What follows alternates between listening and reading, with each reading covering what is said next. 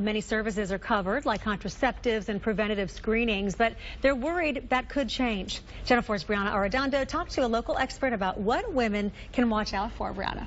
Well, Tracy, Google Trends actually showed a spike in searches related to women's health, like birth control, after the election. I spoke to a health policy expert about what women in Middle Tennessee can do as the nation waits for Congress to act.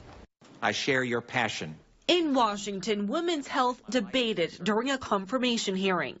I have serious concerns about your understanding of women's needs for basic health care like birth control, given your expressed doubts on this topic. Senators questioned Republican Representative Tom Price about his plan for women's coverage. He is the nominee for Health and Human Services Secretary.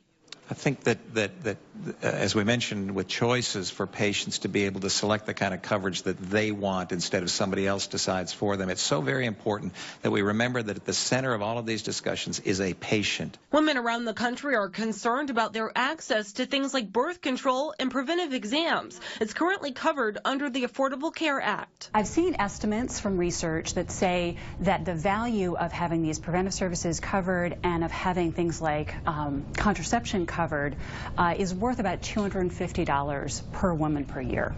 Dr. Melinda Bunton is the head of health policy at Vanderbilt. She says there are a few things that could change for women with a repeal. Prior to the ACA, many states allowed insurers to charge different amounts to men and women. Tennessee was one of 37 states that did allow that. While there's a lot of talk happening, I haven't seen anything yet that would imply that anything would happen before next year, so before 2018.